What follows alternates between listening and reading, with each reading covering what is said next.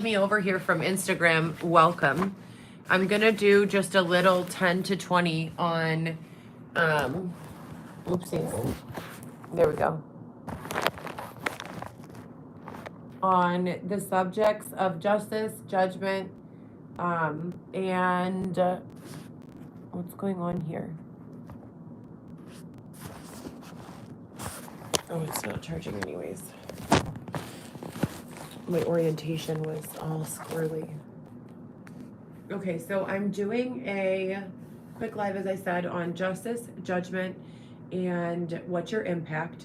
Where, if you guys have been following GoPro Solo, we have been creating campaigns that encourage other content creators and friends and just anyone watching to question their intentions and ask themselves what is their impact in the way that they're handling others and the way that they deal with people around them. I don't want to call someone a bully. I would rather ask them, what is your impact, and have them make a fair assessment of their own actions. And I think that in leadership, the best way to teach is by allowing others and ourselves to be our own biggest critics, as well as our own biggest fans. With that being said, Leviticus 19, chapter 15, you shall do no injustice in judgment. You shall not be partial to the poor, nor honor the person of the mighty. In righteousness you shall judge your neighbor. So you shall judge your neighbor accordingly. You shall be fair in your judgments. And the reason why I picked this verse is because I was trying to find inspiration on the speaking points for this week's campaign. And also I like to encourage others, other content creators, to create content that isn't just talking about the subject. We spend all these hours making content that's sexy, making content that's funny, making content that's entertaining, making content that makes money. When do we put forth an equal amount of effort into creating content that helps people, that helps ourselves, that helps society reel it in? We have become unbalanced in whole as a society, and we've kind of drifted out to sea with regards to sexuality and things of this nature. And let me explain that. And I've explained this before, so these are recurring lessons you hear me speak of a lot. I myself started out as a very prude person, and in engaging with my peer group, I became more and more uninhibited. I created, sexy content. I worked on a live cam. I hated it. I hated what it did to me. We've reached a place in society where a significant portion of our young people feel as though their best bet to make money or earn income is through going online and showing their bodies and engaging with others in a way that is sexually perverse. It really did a number on my life and hurt me in a lot of ways. The recovery helped me in a lot of ways, so I won't be too regretful, although I can't say I don't regret it. Life is for living, and there are lots of things that I wouldn't have experienced had I not done it. But if I had it to go back and redo, I would most certainly do so. In saying that, we start right here with this goal of the internet helps us make money. And then we also incorporate the ideas of freedom and being able to make our own choices. And we want American citizens to do what they feel is right and what they want to do. So we look the other way and we allow these sexually perverted sites and very forward and just in a lot of instances predatory. We allow these sites to grow and grow and grow, and then before you know it, we've drifted way out to sea, in the sea of what we originally intended the internet to be used for and what we've originally wanted freedom to mean. And so we have to reel it back in, and we have to bring it back closer to the original ideas that we started with. And in doing so, I come to the subject of judgment and justice. And we have to be able to look at every individual, as the Bible says, and judge them fairly, because while God is our only judge, to protect ourselves in modern day society, we have to be aware that there are people who, want good for us and people who maybe don't. And then we need to assess that situation. And I'm using the word assess in place of the word judgment, because they are one and the same. When you are judging a situation for its safetiness, for its effectiveness, for its validity, you're also assessing it. So you're judging it and you're assessing it. And you would have to be a complete and total, dummy to not think that that's an important step. You have got to do that while we're trusting in God and while we're looking to God and our parents and our trusted loved ones for guidance. We also have to listen to that inner voice and be smart enough, strong enough, capable enough, confident enough to follow our intuition and to act on things when we see that they're not going the right way, and to change our path and to pivot. So with the campaign for justice and judgment, I would just really like to somehow encapsulate these ideas, to somehow capture the ideas of justice and judgment in maybe a photograph or maybe a short piece of content. Week 5 is going to be denude. So this is week 4. And week 5 is denude, D-E-N-U-D-E. And the last 4 years of my life, I've been really, really intentional on the way I've dressed, the way I've interacted with people, and, the things that I've been doing. I love my children more than, life. And I've talked on this a whole lot, and it's all been honest and truthful. Do I feel as though the people who have engaged in webcam work or, work of this nature deserve to be judged and, punished? No, I don't. I believe that they deserve to be healed. And the judgment comes in when we have to judge, does this person see a problem with this behavior yet? Have they been affected negatively by this behavior, or are they more of, the person who's kind of opening the gate and bringing people into this type of environment? Then we need to take it a step up and say, society as a whole, what opportunities are we allowing these people who feel as though their only choice is to jump on a cam or work in sex work or, work in drug sales or work in some sort of nefarious capacity?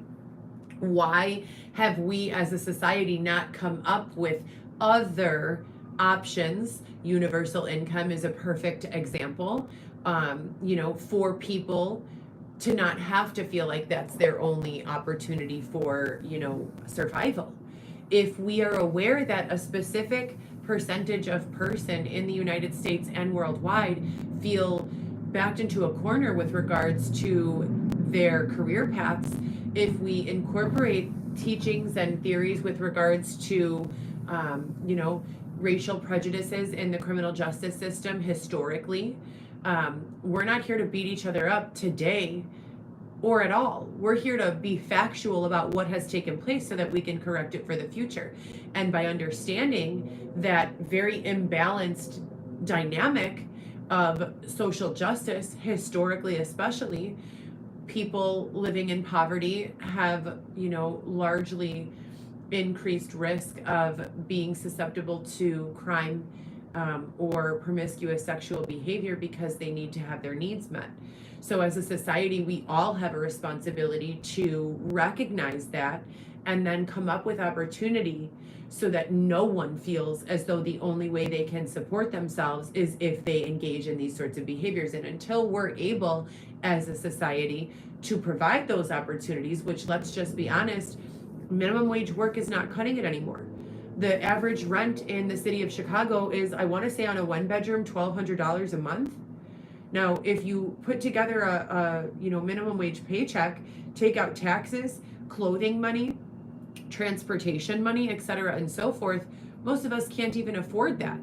And I don't even think there are enough minimum wage jobs, to require a person to work 40 hours a week at minimum wage and then expect them to be able to pay their bills, their education, their clothing. These are basic needs. We're not talking about people are out here trying to live extravagantly and, no, we're talking about the basic bottom earners. are not earning enough in many instances to live on their own, independent of abuse and abusive exploitative lifestyles. And this is unacceptable. And this is what I judge. And the justice for this is for society to come together as a whole. And that is what these think tanks are for. And that is why I'm creating this content. And that's why I'm turning to the Bible so heavily. And that's why I'm looking everywhere for answers. I'm not saying I'll never miss church on a Sunday. And I'm not saying that I'm the perfect person.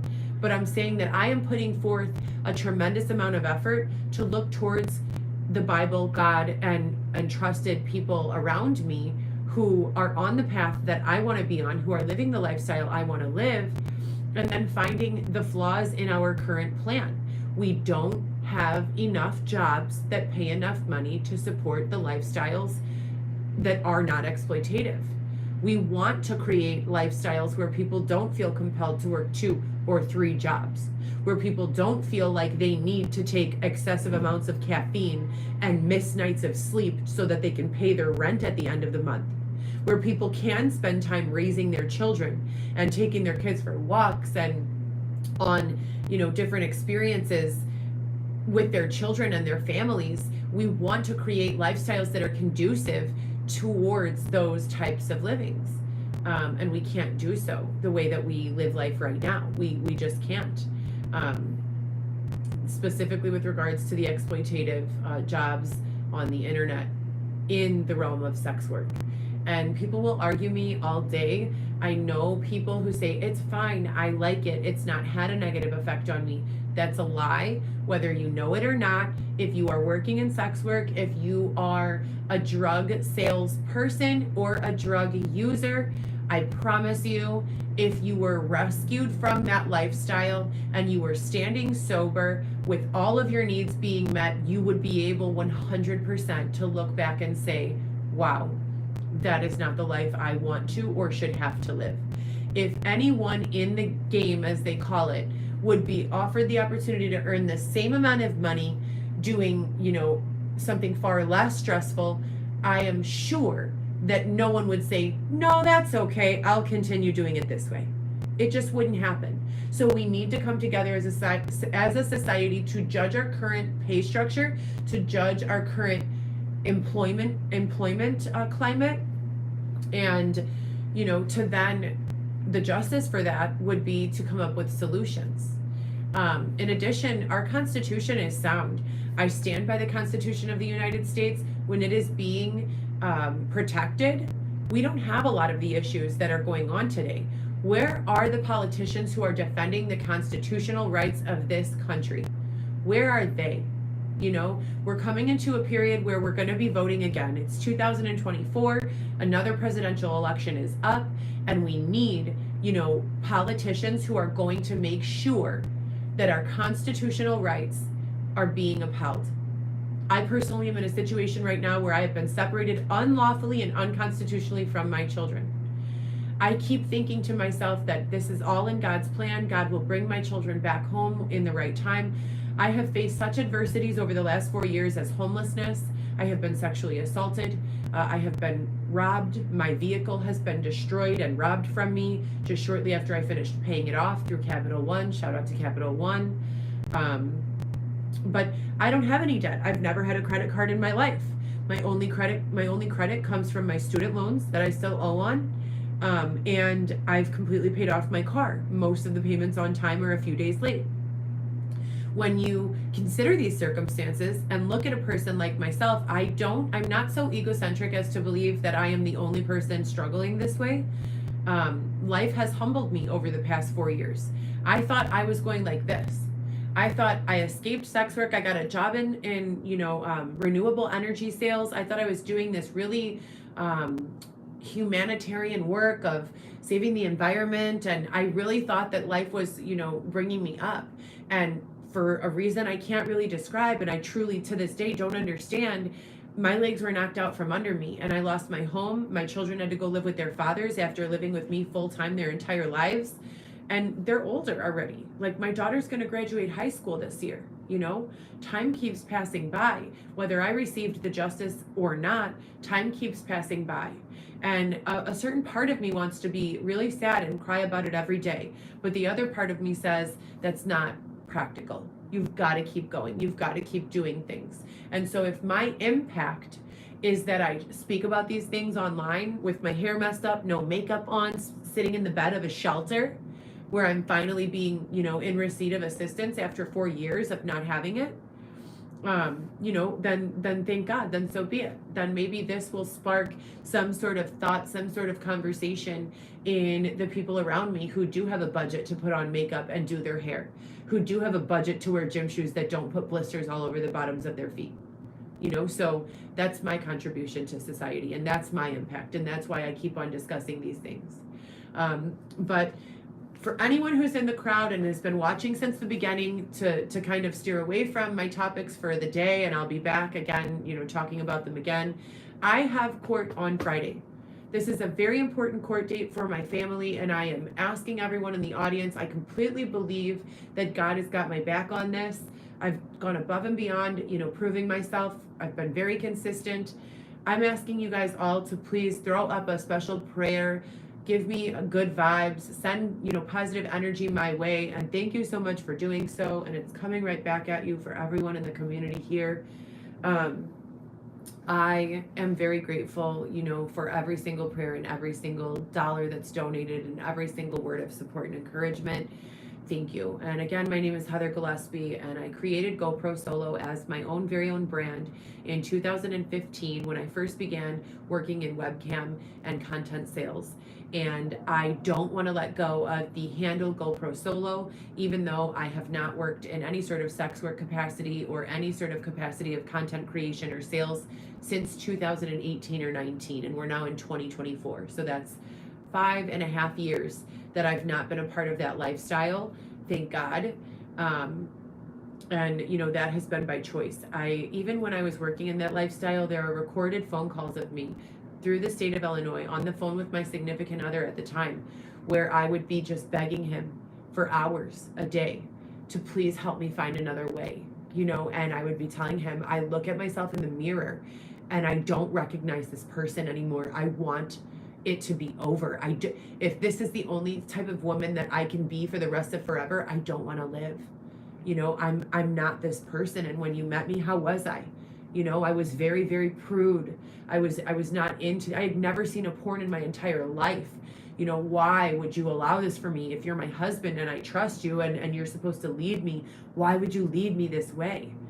And then from there, I turned it around on myself and said, Heather, why would you close your eyes and be led in this direction? You're smarter than this. You can do better than this.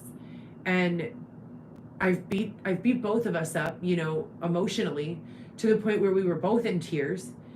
And at the end of the day, the judgment really is what worked for him and what he wanted for his life. It just didn't end up being what was right for my life. And at the end of the day, no one's life is made for sexual exploitation or any exploitation for that matter. If you're a drug dealer and you're listening, I pray for you. I pray that another door opens for you. At the end of the day, the judgment on all of these crimes is that we don't have enough opportunity to sustain lifestyles. There is no one, and you're not going to convince me of otherwise, who is coming from nothing and has, would you like to go to Harvard, or would you like to retire to a life of crime and drug sales? No one is choosing the latter, okay? Everyone is choosing Harvard if they have the choice. People are not given the choice. We need to create enough opportunity. We all have a responsibility for each other. This is the judgment. We all have enough responsibility to each other and to society and to our future generations, to our children, to our children's children, to come up with other ways. If that's a universal basic income, then so be it. But we need to do something, and we need to do it fast. Let's talk about how the world evolved, okay? Our ancestors came over here in the Mayflower, or whatever your belief system is. This is what we teach in United States history. Our ancestors came over in the Mayflower, and we stole all this land. And we said, this is our land now. The Indians are primal and we are sophisticated, and so this is our land. And the Indians, if you can't follow our rules, you can't stay here. If you can follow our rules, you can stay here. If not, you have to go. And that's what we did. And then we developed all of this land and we kept it. And do you know what the population was back then? Not a lot, right? A very, very small fraction of what the population is today. So everyone came here and there was more than enough land to go around. And everyone got their land, not by working hard and purchasing it, but by taking it and by saying, this is our land. So this is our ancestors' story, right? Now, their children, they had land by default because their parents had this land assigned to them. So as the population increases and as we grow as a society, the land is less and less per person because there are more and more of us. And because once all of the land is claimed, it has now ownership. And so now the owners are saying, well, this is my land. If you want to live on my land, pay me. How fair is that if the original people who got the land just went and took it? Am I suggesting that we all just go take what we want? Absolutely not. That's not what I'm suggesting. I'm suggesting that the modern day commercialized society, the society of consumerism, has gotten to a point where some of us don't have the basics of life, shoes that are comfortable and stylish, food that is enjoyable to eat, that nourishes our bodies, shelter that protects us from the elements, from bad guys, or from animals, or from whatever, transportation, etc., and so forth. We need to figure these things out, period. We need to figure them out. No one should be told, you have to stay outside. Ha ha ha. There aren't enough living spaces. There aren't enough dwellings in this country. So you live outside from now on. That is absolutely absurd. That is absurd. And I'm sorry, but I'm not sorry. That is absurd. There is no reason for it. None whatsoever. When a person is homeless, they should be taken into a system of intake. Why are you homeless? Number one reasons for homelessness are oppression, drugs, crime, alcohol, or what was the other one? Mental health illnesses. These are in my experience and what I've seen, and I'm not going off statistics. I'm going from the 4 years that I spent on and off wandering around this city searching for understanding, okay? And around the world. I mean, I've been everywhere, from Miami to Los Angeles to New York. No, I didn't go to New York recently. Whatever. The point, Georgia, Alabama, Tennessee, Indiana, Wisconsin, Chicago. I've been wandering around these places, sometimes on foot, sometimes in my vehicle. I've been interacting with people from all walks of life, and I'm here to tell you the main 5 reasons people have no stability are crime, which I would associate heavily to systemic oppression, and some of that is, as we all know and have no choice but to admit, fueled by previous generations of racism in the system. Mental health, drugs, poverty really isn't a big one. Surprisingly, shockingly. Poverty leads to these others. Poverty leads to crime. Poverty leads to drug use. Poverty leads to all of these others. So when a person is homeless, they need to be taken into a central specimen receiving, if you will. And someone needs to sit down with them and say, what's going on? Well, I'm glad you asked. This and this and this happened. Okay, cool. It sounds like you have a drug problem. You know, let's put you into the drug screening. And then it goes from there. They go to, a special caseworker who will assess their needs and address those needs, not throw them back outside.